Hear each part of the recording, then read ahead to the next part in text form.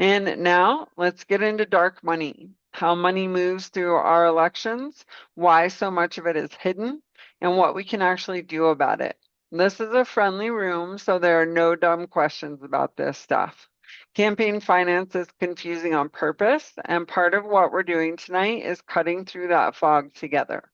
I want to give a big thank you to Ken and Morgan for doing most of the research for tonight's topic. But here's where we're headed. First, what dark money actually is in plain language. Then, the Supreme Court decision everyone blames, Citizens United, and what it did and did not do. Then, the difference between a PAC and a super PAC, which trips almost everybody up. And then we'll bring it home with a story that broke right here in Colorado last year. And we'll end with the part that matters most for organizers and activists, which is that none of this makes us powerless. Why are we talking about money tonight? Let me start with why this is worth an hour of your evening. When you knock doors or make calls for a candidate you believe in, you are up against something you usually cannot see. You see the mailers and the attack ads and the sudden flood of spending in the last 2 weeks of a race. What you do not see is who paid for it and what they want in return. That gap between the message hitting your neighbor and the name of the person who funded it is the whole game. If voters cannot see who is behind an ad, they cannot weigh that person's motives. A retiree and a billionaire with business before the legislature can fund the exact same message, and to the voter, it looks identical. Tonight is about learning to follow that money, because once you can see the plumbing, it is a lot harder to be fooled by it and a lot easier to organize against it. Money matters in politics, but the research on whether more spending wins elections is surprisingly mixed. We'll come back to that in the end, and it's genuinely good news for activists and organizers. Here's a case study of dark money and how it can work. In the early 1980s, the Department of Transportation was considering legalizing B trains. B trains are the tractor trailers that you see that have two trailers on them. In the 1980s, it was illegal and trucks could only have one. An ad came out. It was a 30-second commercial that looked like blood on the highways. It was one of the most disturbing commercials that you can see about how these B train tractor trailers were going to cause all of these accidents and kill all of these people. And it was very believable until you got to the very end when in tiny white letters it said paid for by the train association. And that's how it works. And they put millions and millions of dollars into this, and there was no accountability and no research. Have you ever seen an ad in a race you cared about and had no idea who paid for it? Yes or no in the chat, and name the race you remember. All right, so what dark money actually is?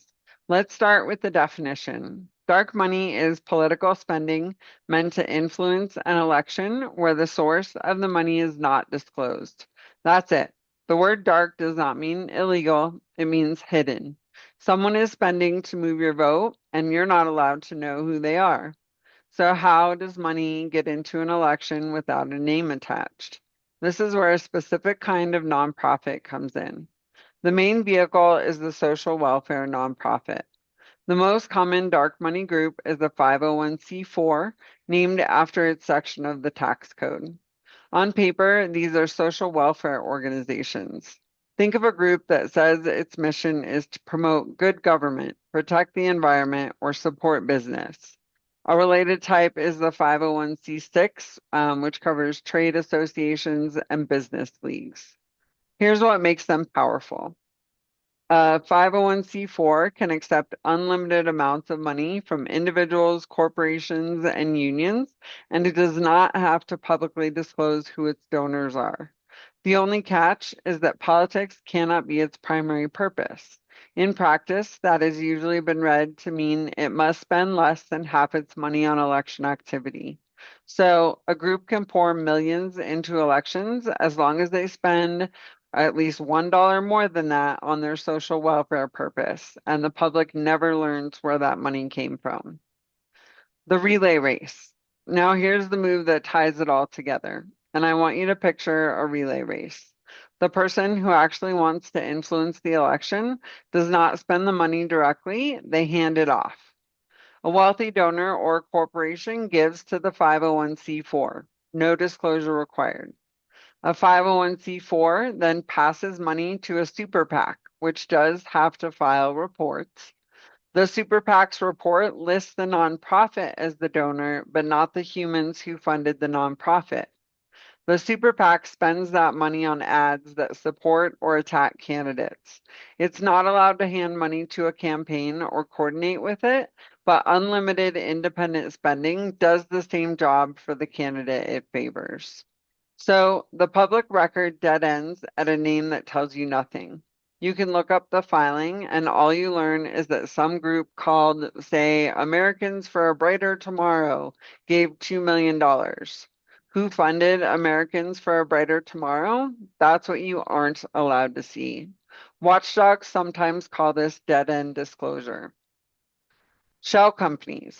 There's a second pass-through trick, and that's the shell company. An LLC is cheap and easy to set up, usually $100 or $200. And in several states, including Delaware, Nevada, New Mexico, and Wyoming, you can form one without ever naming the people behind it. So a donor creates an LLC, gives it a bland name, routes money through it to a super PAC, and the public sees the LLC's name and nothing else. The loopholes that keep it dark. Issue ads. If an ad attacks or praises a candidate's position without literally telling you to vote for or against them, it can dodge disclosure entirely. An ad that says the candidate wants to open the border is clearly trying to move you, but as long as it never says vote against them, the funder can stay hidden. And as we all see every October, you can hit a candidate very hard while still passing that test. Pop-up super PACs. A group can create a brand new super PAC right before an election and time it so that the required donor report doesn't come out until after the votes are counted. By the time you learn who paid, the election's over. To give you a sense of size, in the decade after the Citizens United decision, dark money groups spent roughly $1 billion influencing elections, and that pace has accelerated. Independent watchdogs peg dark money at a record of around $1.9 billion in the 2024 cycle alone. And I apologize, those numbers don't match up. But keep in mind that these are watchdog estimates and not precise official totals because by definition, the hidden money is hard to count exactly. So a quick gut check. In the relay race we just walked through, at which step does the dark money, or at which step does the money go dark? Throw your answer in the chat. When you can't connect the money to the person after the LLC is formed, yeah, because you might not know who formed the LLC. Bitcoin, all right, yeah, when it goes through the 501c4. And yeah, because you don't know who the organization gives it to, and you don't know who gave to the 501c4. Yep, the 501c4 to the super PAC. You guys got it. I mean, there are so many tentacles to all of this. Just another little story. One of the things that companies and unions have done for years and years and years is called bundling. That's where they'll get all of their members, all of their employees, each to write a check that maxes out to the candidate and then pays them back in a bonus. So they're getting a big stack of bundled checks that is actually coming from the company. Citizens United and how we got here. You've all heard the name Citizens United thrown around as a curse word. Tonight, I want you to actually understand what it was because the real story is more specific and more useful than the slogan. A quick history, because this didn't start in 2010. Worry about corporate money in elections is more than a century old. A few landmarks. Yeah. In 1907, the Tillman Act banned corporations from giving money directly to federal candidates. In 1947, Taft-Hartley was a broad anti-union law that, among other things, limited union contributions to federal campaigns. In 1971 and 1972, the Federal Election Campaign Act, or FECA, created the Federal Election Commission, the FEC, to regulate campaign money, set contribution limits, and require disclosure of contributions and spending. In 1976, the case of Buckley versus Vallejo, the Supreme Court established that the idea that spending money on political speech is protected by the First Amendment. It drew a line between two things: contributions, meaning money you give to a candidate, and expenditures, meaning money you spend on your own to influence a race. It upheld the limits on contributions along with disclosure, but struck down most limits on expenditures. That distinction, contributions versus expenditures, becomes the hinge for everything that follows. In 2002, the Bipartisan Campaign Reform Act, also called the McCain-Feingold Act, closed what was called the soft money loophole. Soft money was the unlimited money that donors, including corporations and unions, can pour into national parties for supposedly non-candidate party-building activities, like voter registration and generic party ads. In practice, the parties used it to boost their own candidates anyway, which is what made it a loophole. McCain-Feingold shut that down. It also gave us approved by message disclaimer and said that ads tying a candidate to an issue right before an election, so-called electioneering communications, had to disclose their funders and could not be paid for with corporate or union treasury money. Now, the case itself. Citizens United, and I want to correct a couple of details that float around, because getting them right actually makes the story clearer. Citizens United is a conservative nonprofit, itself a 501c4. Back in 2004, it filed a complaint with the FEC arguing that ads for Michael Moore's documentary, Fahrenheit 9/11, were illegal electioneering communications and should be pulled before the election. The FEC dismissed that complaint. So Citizens United decided to fight fire with fire and made its own films. It produced a movie called Celsius 4111 in about 6 weeks, attacking the Democratic nominee. The FEC told them that they could not run television ads for it or broadcast it during the pre-election window because that would count as a corporate electioneering communication under McCain-Feingold. Then, in the 2008 cycle, Citizens United made a film attacking Hillary Clinton and wanted to promote it and air it. It was blocked again under the same law. This time they challenged the law itself and went all the way to the Supreme Court. The ruling and what it did. On January 21st, 2010, the court ruled 5-4 for Citizens United. It struck down the ban on independent political spending by corporations and unions, holding that such spending is protected speech under the First Amendment. The majority's reasoning turned on a very narrow definition of corruption. To the court, corruption meant a direct quid pro quo, money handed to a candidate in exchange for a specific favor, a vote, or a policy. Because independent spending is not giving to the candidate and not coordinated with them, the majority said it cannot create that kind of trade, so it does not count as corruption. The government has no good reason to limit it.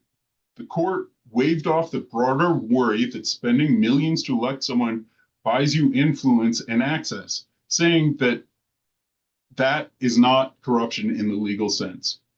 That single idea did a lot of damage, and it overturned an earlier precedent that had allowed limits on large corporate spending. The part everyone forgets: Citizens United did not create the super PAC. Here is the connection that actually matters for organizers. Citizens United by itself did not invent the super PAC. It took a second case. 2 months later, in March 2010, a federal appeals court decided a case called SpeechNow.org versus the FEC. It was argued just 6 days after Citizens United came down. The court applied the same logic one step further. If independent spending does not corrupt a candidate, then giving money to a group that only does independent spending cannot corrupt either. So the caps on contributions into those groups had to fall. The FEC then issued guidance confirming it, and that is the actual birth certificate of the super PAC. So the honest division of labor is this. Citizens United said corporations and unions may spend unlimited money independently. Speech Now said you cannot cap the money flowing into a committee that only spends independently. You need both rulings to get the world we live in now. And this separation from the candidate is very important because that's what makes all of this possible. When it unleashed, the effect on outsized spending was immediate and enormous. In the 2008 cycle, before all this, outside spending was in the hundreds of millions of dollars. By 2012, it had roughly doubled to well over $1 billion. It reached around $3.3 billion in 2020 and came close to $4.5 billion in 2024, nearly 10 times the 2008 level. And most of that money moved through super PACs, the vehicle those two 2010 rulings created. And a lot of things are connected, and it's not just one thing. This has been something that the right has been pushing for a long time. All right, PAC versus super PAC. This is the distinction that trips up almost everyone, including reporters. So if it has ever confused you, you're in good company. Let's make it simple. A regular PAC, a political action committee, pools contributions from a lot of people who share a cause and then it gives that money to candidates. The trade-off is that it's tightly regulated. An individual can give only up to $5,000 a year. When it gives to candidates, it is capped. It has to disclose its donors, and it's allowed to coordinate with campaigns. The upside for a donor is that a PAC can give money straight to a candidate. Why give to a PAC instead of a candidate directly? If you care about a cause, but you don't know which candidates best serve it, a PAC does that sorting for you. A super PAC, officially an independent expenditure only committee, is the opposite trade-off. It can raise unlimited amounts from individuals, corporations, and unions. It can spend unlimited amounts on independent expenditures, meaning things like ads that expressly support or attack a candidate but don't tell you to vote for or against them. In exchange for that freedom, it accepts two hard limits. It cannot give money directly to a candidate, and it cannot coordinate its spending with a candidate or party. It has to spend independently. The point that resolves the confusion, here's the key fact, and it surprises people. Super PACs do have to disclose their donors. The requirement to track and report where their money comes from was never overturned by Citizens United. So a super PAC by itself is a disclosed vehicle. It's not inherently dark. So how does it become dark? Go back to our relay race. A super PAC becomes a dark money outlet only when its disclosed donor itself is a group that does not have to reveal its funders, like a 501c4 or a Shell LLC. The super PAC honestly reports that a nonprofit gave it $2 million. The darkness is one layer up inside the nonprofit. The disclosure requirement is real, it just stops at the first door. So a quick reality check on the legal disclosed limits. Before we even get into hidden money, it's worth seeing how much a single wealthy donor can legally give right out in the open. For the 2025 to 2026 cycle, one person can give to a candidate $3,500 per election, and since the primary and general count separately, it comes to $7,000 per candidate per cycle. To a PAC, $5,000 per year. To a state party committee, $10,000 per year. To a national party committee, $44,300 per year. And to each of a national party's special accounts for conventions, buildings, and legal fees, $132,900 per year each. So stack all of that up, and a single donor with deep pockets can legally route well over $1.5 million a year to candidates and party committees entirely disclosed. And that's before the super PACs and dark money enter the picture. So when we talk about the hidden money, remember it sits on top of an already very large pile of legal visible money. True or false? Type this in the chat. Super PACs have never had, or super PACs never have to disclose their donors. True or false? Here's a Colorado case study, the Vail Retreat. Everything we just covered is not abstract, and it is not only a federal problem. One thing to keep in mind, the rules we just walked through are mostly the federal rules. State and local campaign finance rules vary widely, some stricter, some barely regulated. Colorado has its own system, and the story broke here last year that shows the exact machinery we described operating in our state house. And this isn't just Colorado, this happens in state houses across the country. This is the example we have. In mid-October, the Colorado Sun reported on a group called One Main Street Colorado. It is a nonprofit that refuses to disclose its donors, which is what makes it, in the paper's words, a dark money group.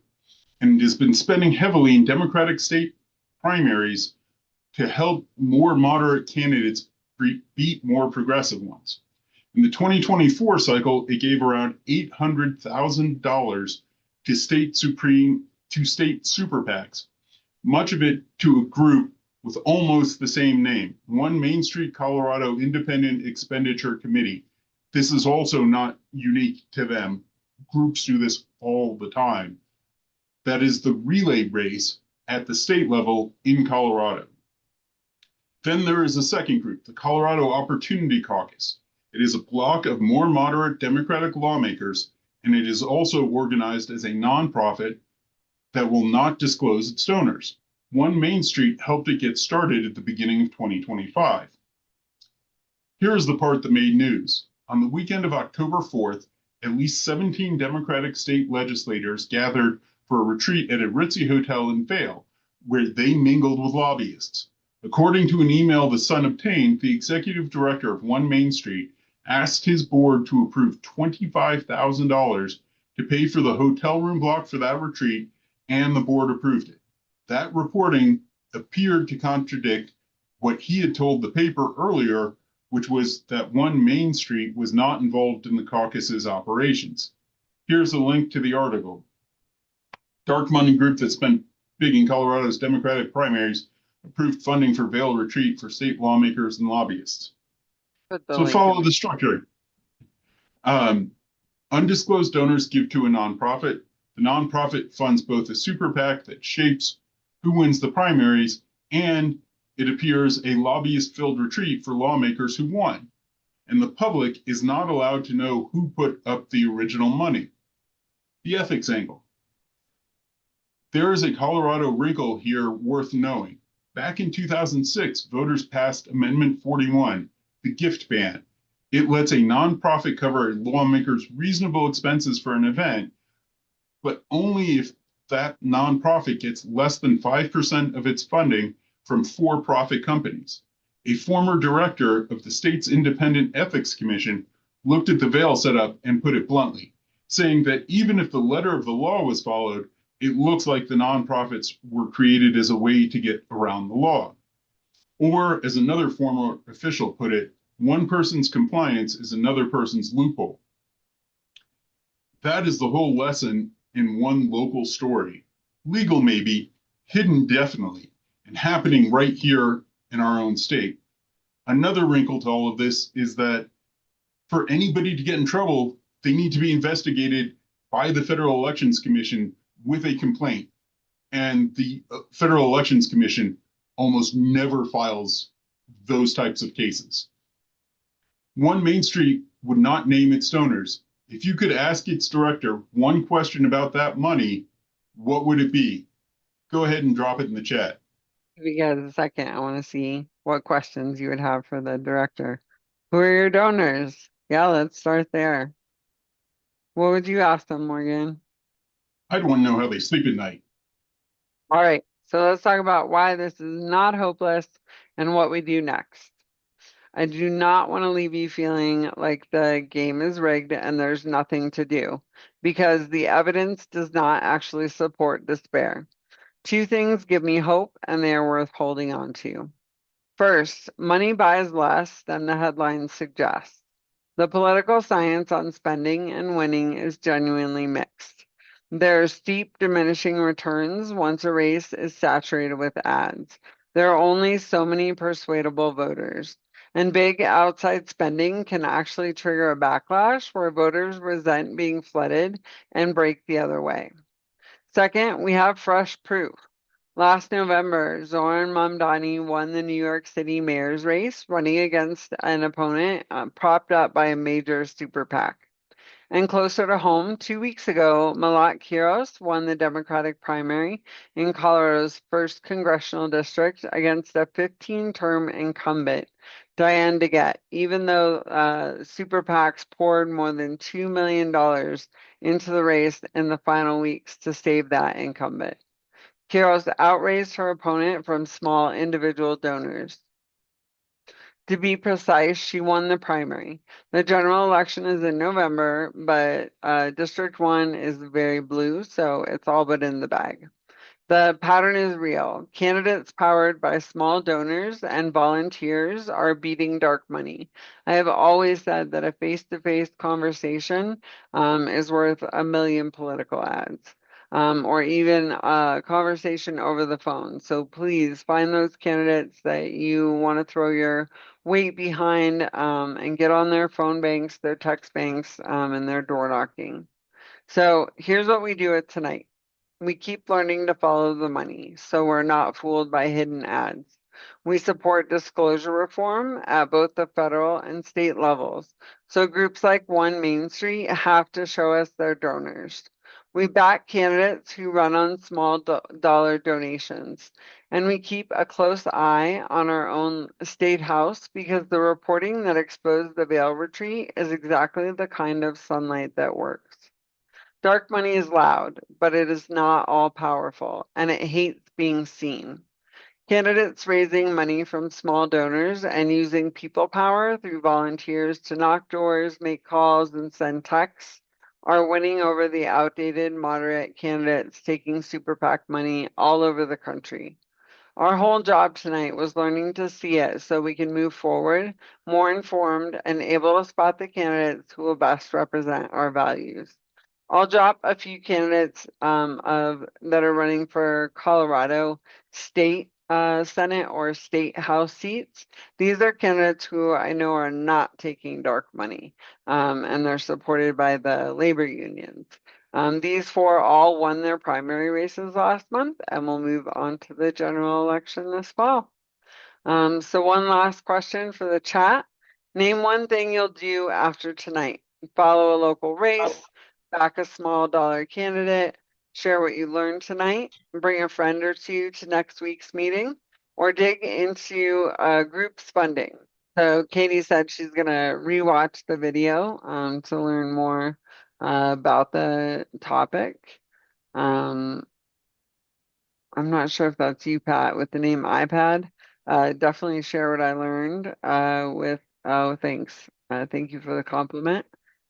Sherry said research this more on her own to continue to contribute to candidates who rely on small individual donations from supporters. Aaron, go for it. Did you touch on what the Supreme Court did like this week or last week about opening the doors for more of this money to flow in and like No, we how that's didn't gonna actually.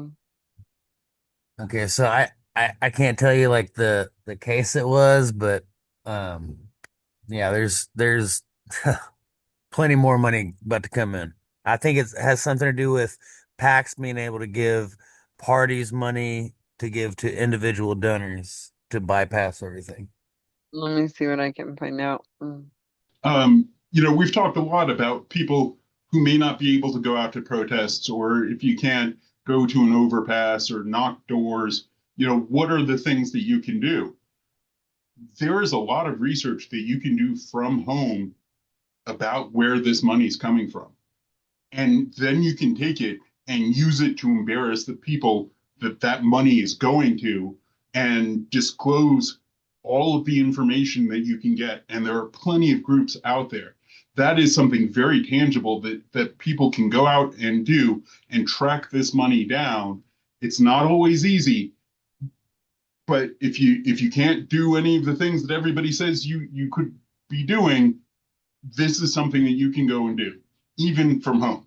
Sweet. Yeah, I love that you mentioned that, Morgan. I was like debating whether or not I was gonna say this or not, but I actually wrote my final paper on my American government class about Citizens United specifically, and I wrote a like a mock bill basically that would overturn it. So I've done a ton of my own research on this, and there's definitely a lot of tools out there that really help you like track down this money, right? And one that I really like, they're actually registered as a PAC themselves so that they can take donations, but they're called the Integrity Index. I don't know if anybody's heard of them.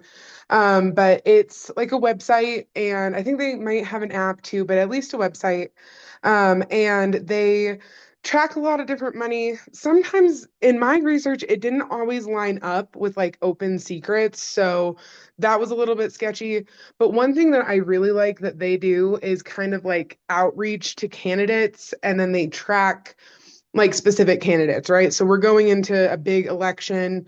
If you want to know, if a candidate is like reputable or if they are taking dark money, they have this thing called the Integrity Pledge, and it's a lot of pretty strict criteria, like no.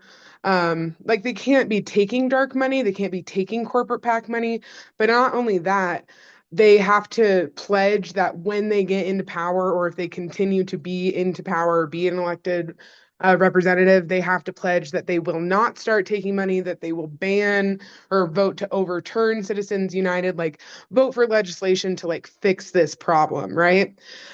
Jason Crow, one of our representatives here in Denver, was actually, I think, the first person to take that pledge and meet that four criteria. So it's a pretty cool thing. So if you're going to do any independent research online, like Morgan suggested, I definitely recommend checking out integrityindex.com. I'm on my phone today, so I don't have the link, but super easy to find. So thank you. I couldn't Thank you find so much. integrityindex.com. I do have politicalintegrity.us with an integrity pledge. So I put that link in the chat. Is that the same thing you're talking about? That sounds right. Definitely sounds right. Let Okay, me check it. Yeah, that looks like what I'm talking about. Thank you. you're welcome. Is there any hope to eliminate dark money, or is there no hope? There is hope. So I know that Montana is working on a ballot initiative that would essentially eliminate dark money in their state. There's not a lot of hope to do it at the federal level right now with the way our government and our Supreme Court are, but we can do it state by state. And I would say when it comes to things that you can fight that you may get bipartisan support for, this is going to be easier than a lot of other things to get people on both sides of the aisle behind maybe a petition initiative or something like that that would do it. We don't have them on the federal level, but even some Republicans, if you put the right pressure on them, are going to say they're against dark money. Hi. I did put in the chat a link to a website called Transparent Election Initiative.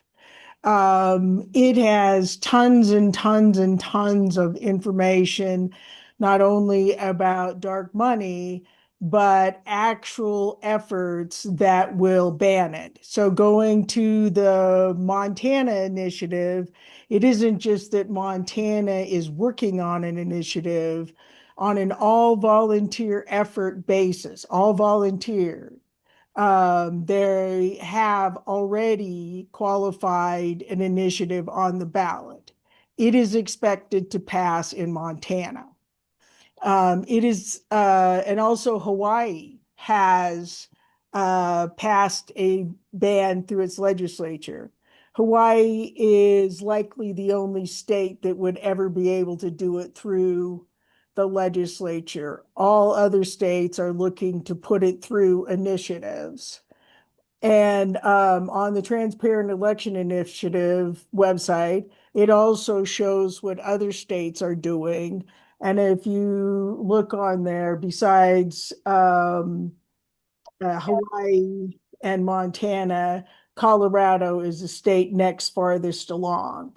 So they've already done a ton of groundwork already, and intend to kick off something formally in the fall. So that's a place where people can sign up to volunteer to be involved in that initiative in Colorado or in the other states that are also looking at a way that um, people that have looked at it believe they can actually um, ban dark money, notwithstanding Citizens United. And thank you for all the work you've been doing on that, Sherry. I know that was a project that you started quite a while ago. I want to change things because most people believe that if you want all the other things that people want, um, I've listened to Pete Buttigieg both in Montana and elsewhere, who has sponsored these efforts. And as he points out, there are tons and tons of things that 75, 80% of voters want. And you can't get it through, notwithstanding that. And it's all because of the dark money. So you got to cut off the dark money, and then our legislatures might actually get a Voting Rights Act passed because we all want that. We all want, reasonable health care.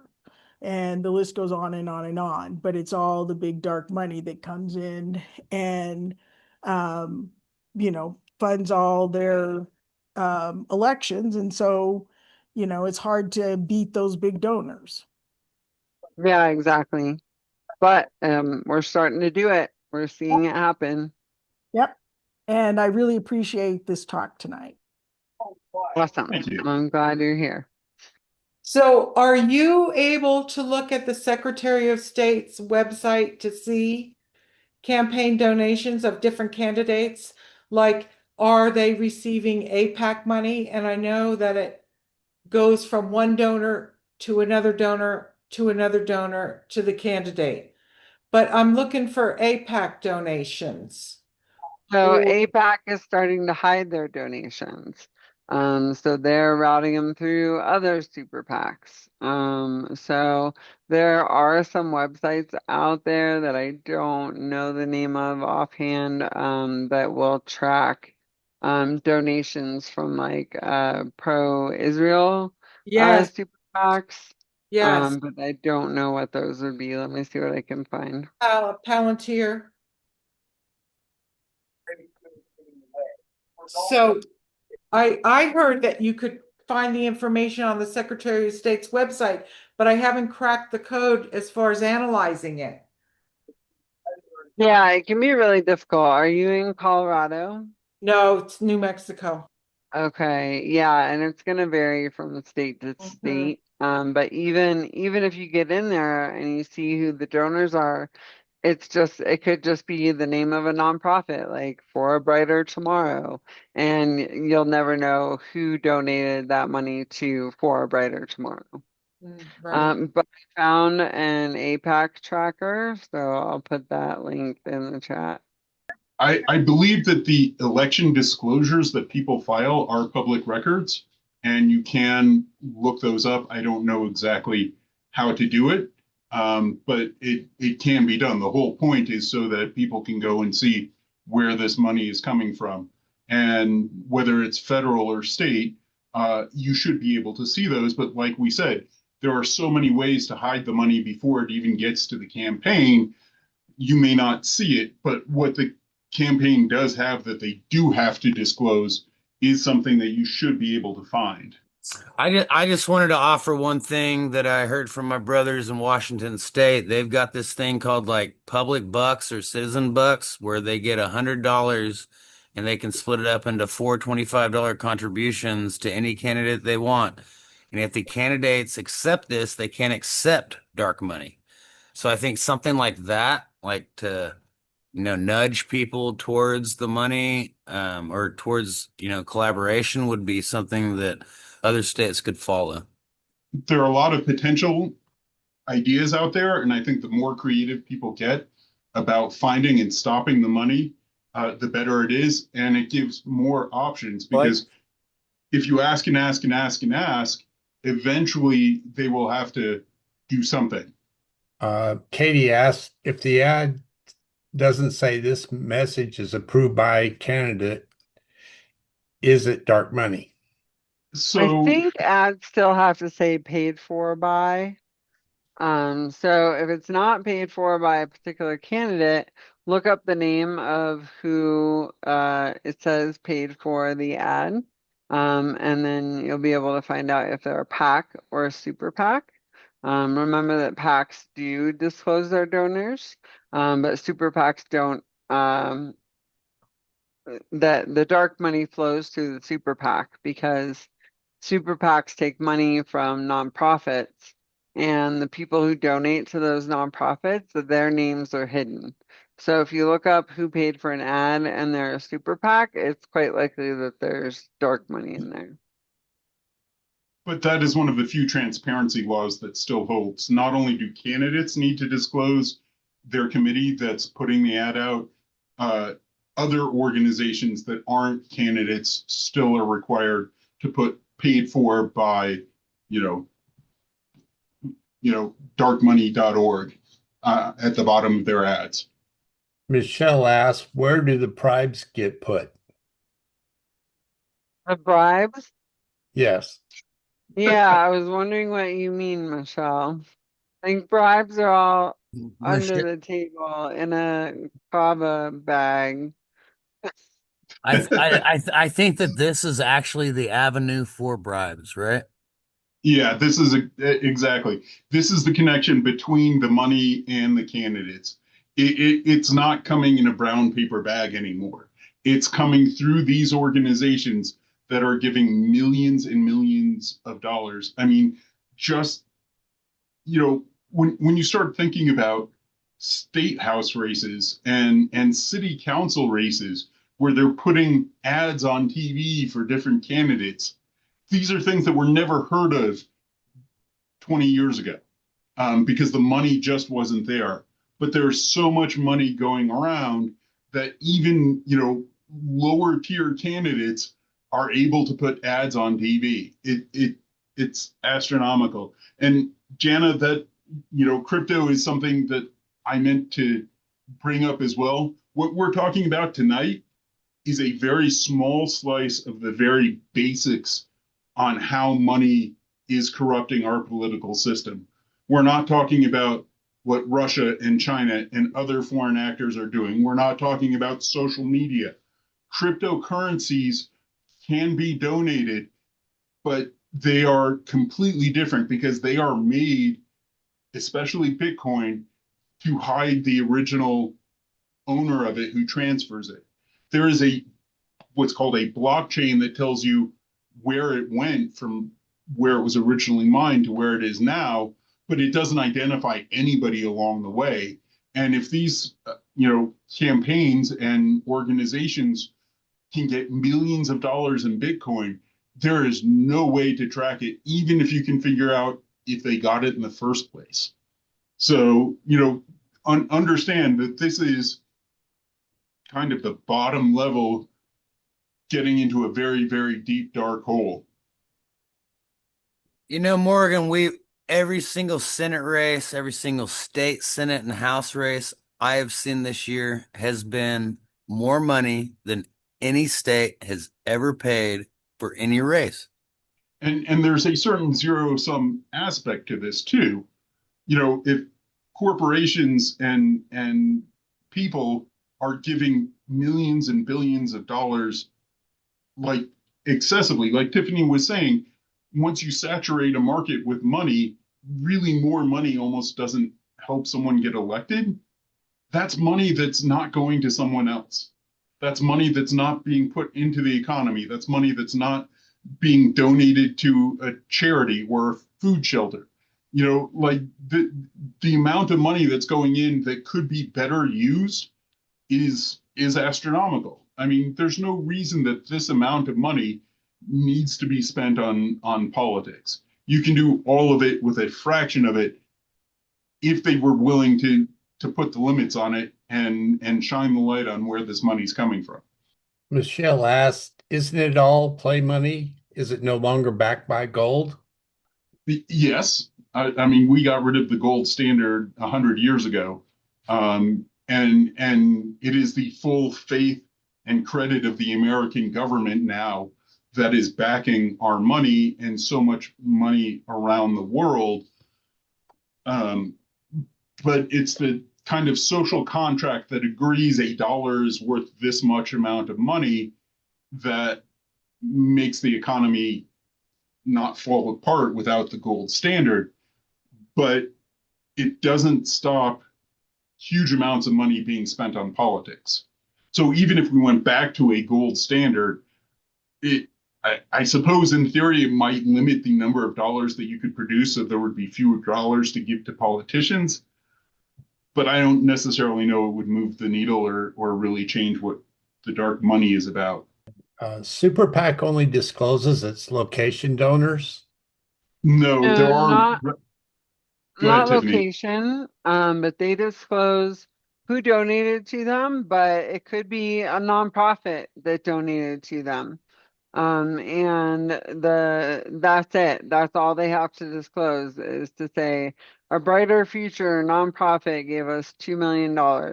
And then that's the end of the trail. So you can't find out what humans actually put that $2 million in. And you know, another aspect we talked last week about Project 2025 that was put out by the Heritage Foundation. Well, how much money is donated to the Heritage Foundation? Nobody knows. And Project 2025 definitely influences elections, but it's not directly in a way that can be tracked or that it can be regulated. And there are as many groups like that as you can imagine. And, you know, they're, like Tiffany said earlier, you can get 2 or 3 of these groups and have them all max out their contributions and have it be millions of dollars essentially coming from the same person, just going through a different avenue to get to the candidates or the parties. What corporations are contributing to the One Main Street?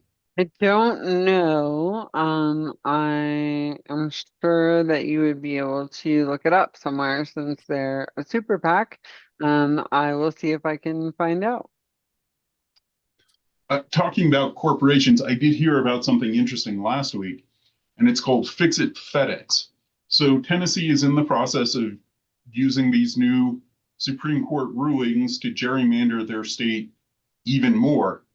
And FedEx came in and gave large donations to each of the Republican state legislators who are pushing those bills. So it is an enormous amount of money when you multiply it across all of the Tennessee legislature, and people are putting a campaign together to expose it and say what's happening. But those are the types of things that happen all the time. You know, a corporation can give to every member of a state legislature as much money as they're allowed to, and then they can have their super PAC give money on top of that. Oh, so I was thinking that One Main Street is a super PAC, but they're not. They're a 501c4. So they don't have to disclose who their donors are. So all this money goes to ads, faux banks, bribes, etc. You got it. So there are a lot of ways that these organizations can use the money. You know, 501c4s are limited to 50% or less being direct campaign activities. But the rest of it is supposed to be educational activities. So they can spend essentially an unlimited amount of money and say they're educating voters or they're doing public good on behalf of voters, or registering people, or supporting bills that make it harder for people to vote, voter ID bills, things like that. And that doesn't count as political activity because they call it educational. And again, even if they spent 95% of their money on political activities, somebody needs to go and stop them and hold them accountable, and nobody's doing that. Well, so a 501c4 can, if I'm right, which I may not be, I think a 501c4 can spend 50% or just under 50% of their money um, directly advocating for or against candidates. And then they have to spend 51% doing other things. But those other things could be registering voters, like you said, supporting bills that make it harder for people to vote. Those all count as other things. How much super PAC money ends up in campaign coffers, you suppose? Billions. I think it's like mixing gasoline and water. They're separate, they come from different places, but once you mix it all together, it's hard to tell. And even nearly impossible to put an actual dollar number on it. But I would feel comfortable saying that the majority of money is coming from ultimately some dark money source. Why don't we fight fire with fire against dark money? Like getting the patriotic millionaires involved in politics. We Yeah, are. I mean, there People, are. people have lists of donors. But even beyond donors, I think the most important things are people that make phone calls or send text messages or go knock on doors. I know it can be frustrating because some people don't want to talk on the phone or a lot of people don't want to answer their door. But those conversations that you do have are so important, way more important than a flyer or a TV ad. So we send out links to sign up for different phone banks in our newsletter. And hopefully you get that newsletter. If not, you can go to solidaritywarriors.org/subscribe. And just to follow up, the people that have the kind of money to make these donations tend to like fewer regulations and lower taxes. So there are much fewer really large money people on the left than they are on the right. They finally get rid of DeJoy, or is Du Bois still cashing our taxpayers' salary? Last I heard, he was still the Postmaster General, and Trump appointed him after firing the previous one. And I would say if you want to get involved in phone banking, look at your local politicians, who's running for races, everything from city council up to president. They're all going to phone bank or text bank in some way. And you can do that. And if you get in touch with your local party, they can hook you up with phone banking opportunities as well. You can also volunteer with the DCCC, which is the Democratic Congressional Campaign Campaign committee. Committee. I was like, oh, I almost lost it. Yeah, I used to volunteer with them. I did tech support for their phone banks. And it was really fun. But they are working on all the House races. So let me get you a link to volunteer with them.